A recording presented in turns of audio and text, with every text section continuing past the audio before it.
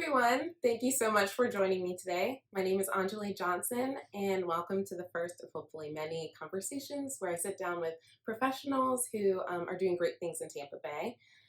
So my first guest, and I'm so excited to have her on, is Erin Cassidy Elser. So she is a licensed title agent and branch manager at Majesty Services, where we are filming right now. Yes. She serves on the board of Lion's Eye Institute and the YMCA, serves on the committee of Junior League Tampa Bay, hosts or co-hosts her own podcast. Yes. And then what else do you do? I don't know. I'm married.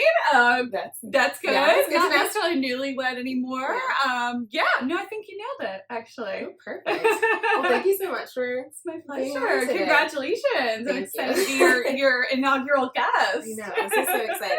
So, I just wanted to, sit down and get to know you a little bit, Sure. tell the people about you. Sure. So we'll kind of start off with what you do. So Okay. you are a licensed title agent. Yes. But you just recently came into the role as branch manager, Yes. correct? Yes. So, how was that for you? How did you get into, I guess, the title services Sure. industry? And then how did you get into this role? Sure. So I graduated from University of Florida in 2008 with my undergraduate degree. I was actually hoping to do something like in event management, nonprofit work, but 2008 was a terrible year to start looking for jobs, especially in that particular industry.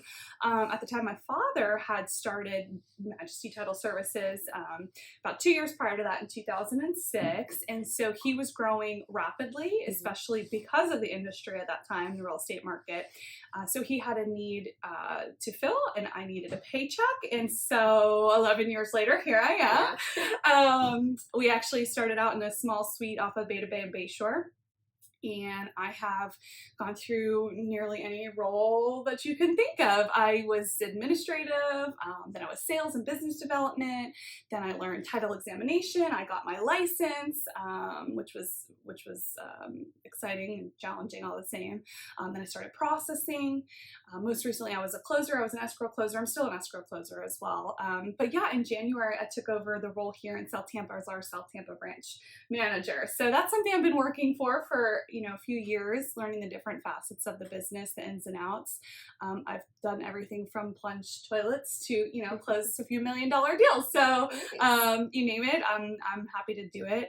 As far as this role, it has definitely been the most challenging, but in a gratifying way. I think it's really tested a lot of the things that I've learned over the years, things that I learned and I got to practice, maybe not necessarily in the work environment, but things I did when I was with Enrich Tampa Bay, things I do in Junior League, leadership, all those things that you kind of hone in on for a long time. And then you're like, hey, you've been promoted. You're like, oh my God, I got to do these things, So every day is a different day. It's fun. It's exciting. It's scary at times. It really tests your limits. I think, my biggest fear too is like, I'm not ready for this. I'm not ready. Even though I was, I've been primed for this for many years. But I'm like, no, I'm too young. I haven't been in this industry nearly as long as my colleagues. What am I doing? But you know what? You just kind of like till you make it, And I think one of the biggest things, and I shared this with my team right away, was I don't know everything, and I'm never going to sit here and tell you that I do. I don't know most things, but what I promise you is I'm going to work hard to get that answer for you. So if I can't give you the answer on the spot, I'm going to figure it out for you. And so, I pride myself on making sure that I can remove obstacles for them. So that we can work together and ultimately provide great customer service to our realtors, our lenders, and our buyers and our sellers. So yeah, it's exciting. That's really great. You touched on a lot of great things, but you said something really interesting about saying that you didn't think you were ready. Yeah, I still don't think I'm ready. Yeah, I feel like a lot of people feel that way. So for those of us who may not be in that manager role and who don't think we're ready or are afraid or not sure if we're ready, what advice would you give us, or kind of what do you think we should do in order to kind of prepare ourselves? That's a good question. I mean, I think mentorship is critical, and I think you and I can both attest to that. Being a part of Merge and the Protege program, I think that's really key. Having people in your life, whether it's directly your friends or family, or people in different industries, just out there in the community that can kind of help you, and in a sense, kind of check you too. Give you the reality. I am probably my harshest critic. About 2 years ago, I did one of those 360 evaluations, you know, where you ask for feedback from your superiors, your peers, and I was way harder on myself than anybody else was. So when I got the feedback that they were like, "No, we think you're pretty good," I'm like, "Oh, okay, you know, that's great." Of course, there's always room for improvement, and I welcome that, and I ask for that. But my advice is, honestly, get out of your own head. You know, you were talking earlier before we started this about just action, right? Just doing it. Like at some point you just have to pull the band-aid off. And I am not perfect and I make a lot of mistakes, and I'm sure there are days, I know there are days where I come in here, I'm just like, what now? You know, some days that door feels like a revolving door, like problem after problem. But you just, I heard this quote recently and it really blew my mind, and I was like, this is absolutely right. We don't carry hearts and coolers. Now, the people that do, thank you, because we need you, but we don't. What we do is important and it's critical, but everything's going to be okay. Yeah. You know, and I have to remind myself of that sometimes too, when things seem crazy and out of control and things just aren't going right. It's like, you got this. Like, take a deep breath, take a lap outside the building if you need to. You got this. Like, you didn't get this far for no reason. You've worked hard. And I think I had to remind myself too, like, I earned this. I deserve this. Like, I wasn't just put here because, you know, my daddy owned the company. No, I've been here for a long time and I worked my butt to get here. So I think it's just those self-reminders too. Mentorship, critical, you know, and always be willing to accept feedback from your colleagues, you know, from people that are your subordinates, from your superiors. I think if you're open to coaching, your team will see that, and then they will be that more receptive to coaching from you as well. So if you can take feedback, which I do often, I always ask, what can I do? What can I do better? What can we improve here? So I think that helps. And I think if people see that, they're like, all right, yeah, this is great. This is not a dictatorship by any means, you know? So yeah, I'm excited to see what the future holds. Yeah, that's wonderful. You mentioned that you really worked hard for this position, and I feel like everyone would probably attest to that. But exactly how did you make yourself stand out, especially since you have like a personal connection to the owner of the business? No, that's a great question. I think it really did start from day one. Really, I mentioned working in a lot of different roles here. So I've done it all. I didn't just, you know, come in at a closer and say, well, now, you know, now I get to be the manager. I have kind of laid the foundation to get here. And so I think for me personally, having an appreciation of all the different facets of this business and all the different roles, it gave me this, you know, more complete understanding about everything works here in this operation too. And that's not to say that someone, you know, from the outside couldn't come in and do this if they've had managerial experience for years, but I've been here a long time. I've learned the ins and outs, and you know, put in the effort to get here. I really did. And when it was time, when we made some adjustments just with other branches and moves and stuff, fortunately I was kind of, you know, in the right place. It was prime time, and here I am. Yeah, that's wonderful. I think a lot of people out there are trying to figure out, you know, we have connections with people at different companies, so how do you make yourself stand out? So that's really great. Yeah, absolutely. But I also wanted to, we talked about your career, but I wanted to get into your community service. Okay, yeah. So from me just talking to you a couple times before this, it just seems like community service is like ingrained in who you are and like your values. Yes. So can you tell us a little bit about like kind of where that came from? And like why giving back is like so like integral to who you are? Sure. No, that's a great question too. I would say I can remember as early as, you know, my young childhood, my parents were, especially my father, always very involved in the community. And one of the things my dad has always said, and he learned, you know, from his parents, his grandparents too, is at the end of the day, at the end of our time, right? The one question that matters is not, what job did you hold? How much money did you make? You know, who did you marry? Who did you love? What was the color of your skin? What was your race, religion? It was, what did you do for other people? That's the only thing that matters. And so that's how I was raised. And I've heard that, you know, my whole life. And I've witnessed my parents, my family giving back constantly through everything that they do. And truly, you know, I'm very blessed. I have a lot of wonderful things in my life, and it is my responsibility to give it back to others. whether that's through the Junior League or the YMCA or Emerge, what have you, whatever it is, it's my job now to turn around and give back those blessings to other people. If it's mentorship, if it's working with young girls in foster care, raising money, for different organizations, whatever that is, you have to get involved, you have to give back. And quite frankly, I love Tampa. I'm not from here originally, I'm from New York, but my family's been here 19 years and I freaking love this city, and I want to do everything I can to make it a great place to live, work, and play, because it's given so much to me, so much to my family since we've been here. I just absolutely love it. This city welcomed us with open arms, so I feel like now, it's our job to do that for other people. So that's kind of where it came from, and from there it's just spiraled. I've been involved with a number of different organizations, and I've enjoyed all of my time with each of them, and I feel like at each time it was the right time in that moment. And some, you kind of grow at it, like Emerge, even though I'm still within the age range I was there for a very long time. It's time to pass the baton and let other people lead that organization, which they're doing a phenomenal job of. And at some point, you have to say, I think, where is my passion? And align that. I actually had some good friends and mentors talk to me about that over the last couple of years too, because I don't know about you, if it's happened already. If it hasn't, it will, where everybody asks you, be a part of this board, join this, and you're like, yes. And then before you realize it, you don't have any time for yourself at all. So I think it's key to kind of figure out what you really deeply care about and where you think you can make an impact, and get involved, because the worst thing that can happen, and I've been guilty of this too, is to say yes and then just not be able to give the time and energy that organization deserves, and that's not benefiting anybody, them, you. So that's a hard spot to be in. It's it's also great because you're like, oh, everybody wants me to be involved, and I want to be involved, but you're one person, so you kind of, unfortunately, even though I know we wish we could be involved everywhere, you kind of, I think, have to be a little more selective too, so that what you're doing makes a difference, and you make the time, you make it a priority to give back to that organization. Right. Yeah. So how did you kind of select the nonprofits that you're currently involved in, since you already talked about having a passion for them and making sure you have the time?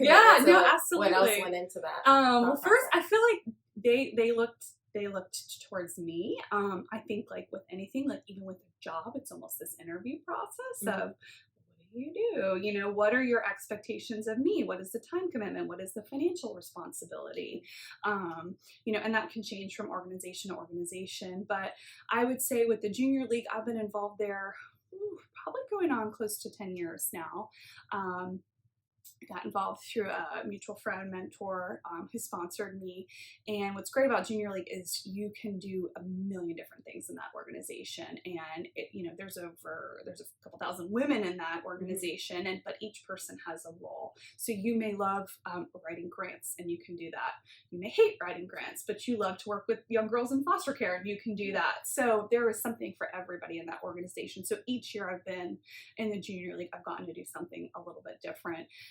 Which I think is great. And it's just an incredible powerhouse of women who truly care about this community, and they find the needs in our community, and then they develop programs and events around that need so that they can satisfy that need, whatever it may be. Women, children, literacy, poverty, human trafficking, those are all hot button issues for the Junior League of Tampa.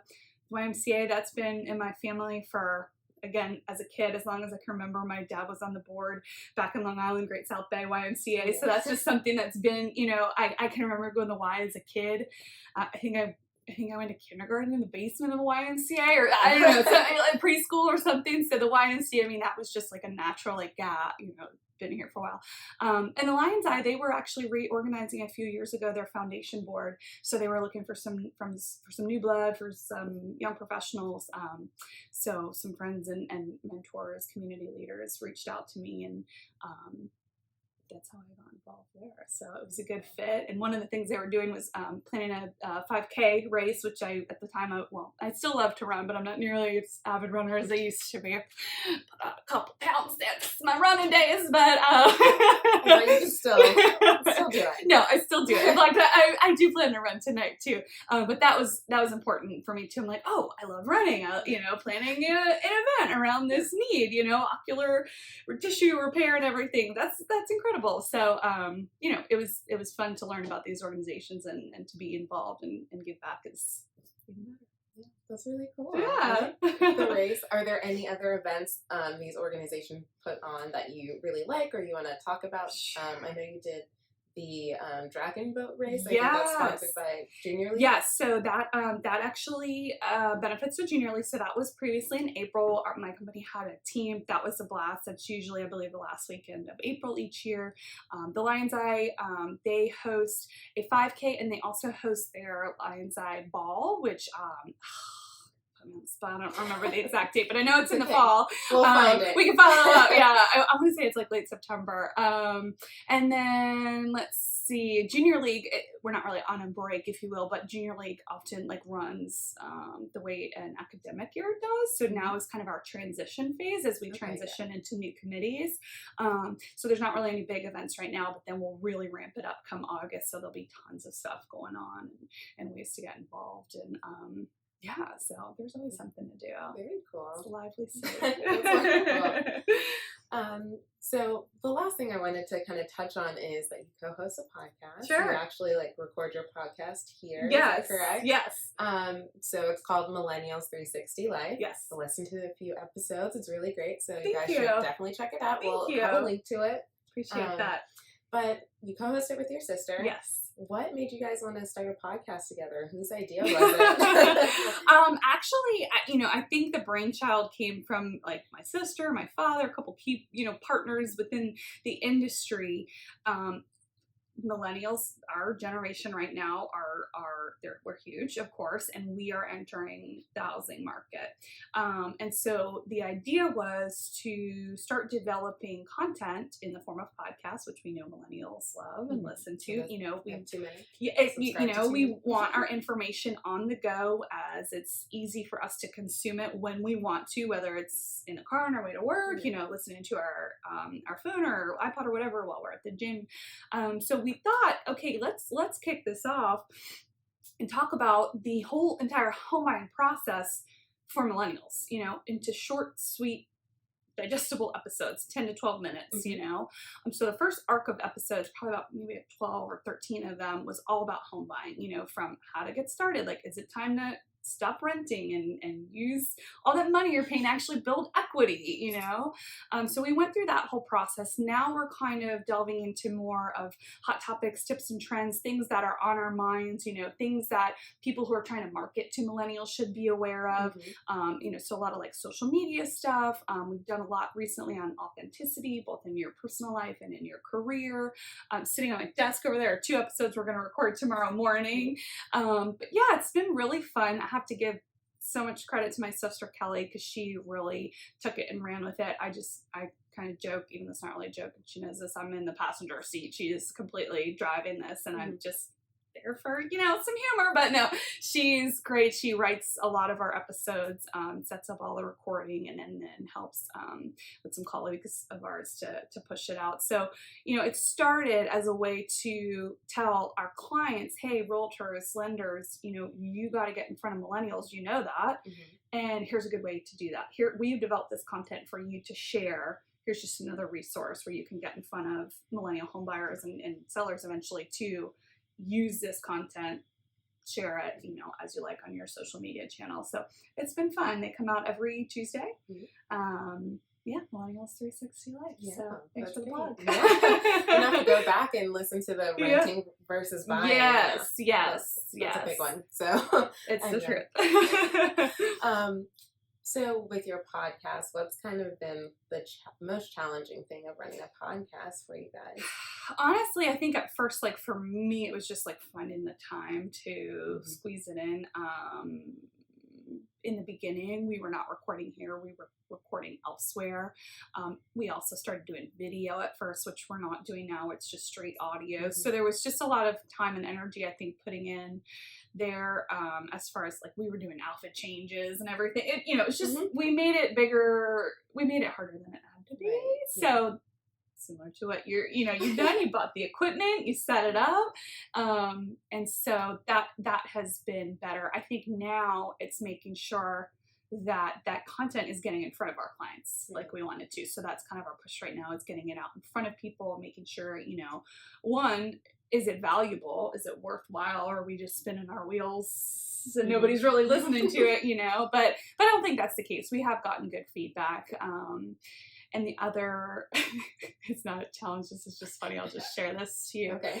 Certain someone who will not be named, Dad, likes to give us feedback often, again, which we welcome, like that. And so he told us we're not allowed to say the word awesome anymore because we kept saying it. And we're like, oh, that's awesome, awesome, awesome. So he's like, write it on a whiteboard, look at it, cross it off, and don't say it again. And we were like, awesome. Okay. Cool. So I've been like really trying to check myself, right? Like while we're recording, and I'll catch my sister Kelly do it. She's like, oh, darn it. I'm like, it's all right. It's fine. So it's just, I think we're trying to hit our stride right now, but it's been fun. And honestly, something I never thought I'd be doing, like hosting a podcast. It's pretty cool. That's great. That's wonderful. You have some great guests on there. I listened to the one talking about vacations. Yes. And how people want to travel and everything, and that was a really good one. So Thank find you. that one. Yes. Thank you. But yeah, so I think we're coming just a little bit on our time. Okay. Before I let you go, I do want to ask some just like hot, quick fire Sure. questions. Sure. Okay. Ask everybody. Okay. It's really not. It's not that serious. But so the first one is, so we live in Tampa, and you love living in Tampa, and you've lived here for a while. So what is one place that you would recommend to people to go visit, or either an activity or something to do? Honestly, I think anywhere on the Riverwalk. I'm biased because my husband proposed to me on the Riverwalk. But okay. Do you need to stop that?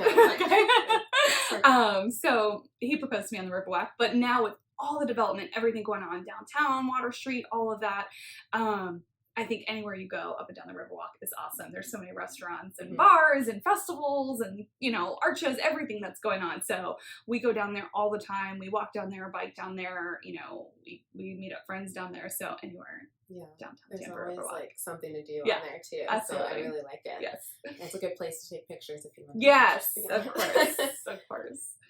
So the next one is, it would be, think of like a time back when, you're younger, or if you needed advice or anything like that. Sure. What would you tell your younger self? Oh my gosh. Don't take everything so seriously, probably. There's a phrase, I guess it is, that I like everything will be okay in the end. And if it's not okay, it's not the end. And I'm sure we've all been through just crazy times, personally, professionally, whether it's financial issues, relationship issues, you name it. And I do feel like I've had some wonderful things happen in my life, but there are definitely times where I've been, pretty down, and I just have had to remind myself, like, you got this, girl. Like, you're gonna be okay. Surrounding yourself with people who love you and they're there for you. I think sometimes too, people on the outside can see certain things and they're like, that guy's not good for you, or what you're doing is not good, but you can't do anything about it until you experience it for yourself, And once you finally come to that moment where you're like, no, I've had enough, or I deserve better, or I'm not going to do this to myself anymore, and you kind of pull yourself up by your bootstraps, like you see it, and everybody else is like, we've been waiting for you, like, welcome. Welcome, thank you, this is what we've been saying all along, So I think you need to pat yourself on the shoulder sometimes, remind yourself, like, it's gonna be okay. Don't take everything so seriously. Definitely need to tell younger me that, or myself that all the time. I mean, I still tell myself all the time, like, get over it, it'll be okay. Okay, so the last question is, we don't do anything alone, and we all walk through this life with great people by our side. So who are those people in your circle or your tribe, your posse, whatever you want to call it, that kind of help you along the way? Good question. Everybody I think I interact with on a daily basis do that for me. Of course, my parents, my sister, my husband, Keith, and my best friend, Abby, too. They, I think, will be more real with me than anybody. They're not going to sugarcoat anything. My husband is probably like the antithesis of me. Like, I will like dissect every little thing that happens and be like, but what if this? And play this conversation. And he's like, no, like this is how it is. You know, he's way more realistic, I think, about things than I am. So he can check me a lot. My best friend, she was actually here this weekend too, and we had a good conversation. We kind of had a little alone time together, and she put some things in perspective for me that I think we just tend to forget about, you know, or we get so in the weeds in our own mind. It just takes somebody else who knows you so well and loves you and adores you to like just quickly pull you back out and be like, no, stop, you know, get out of that mindset. But yeah, I'd have to say my family, my husband, my best friend, and honestly, my colleagues, people here, I love them. They're all fantastic. We take good care of each other. We're a team. We're family. Yeah. But yeah, I've been blessed to be surrounded by great people, great leaders, great friends and family that have all just kind of link arms with you and pull you along. You know, that's what you gotta do for each other, I think. So that's wonderful. Yeah. That's wonderful. Thank you. Well, perfect. Well, thank you so much, Erin. Thank you. Congratulations. Thank you. Your first episode. I'm so honored and excited. Yeah. So before I let you go, okay. Where can people find you or contact you? Oh, get in contact with you. Yes. Okay. So do you want my email address or social media? You feel comfortable. Okay. Oh, well, my personal address and my blood type is no. So my work email, I mean, it's everywhere anyway. So it's my first initial last name. It's Elser at majestytitle.com. I'm on Facebook, LinkedIn, Twitter, Instagram. I'm pretty much on Snapchat. Any social media channel, I'm out there. So you can find me. All right, perfect. Well, thank you. Thank you again. And thank you everyone for tuning in, and we'll see you next time. All right.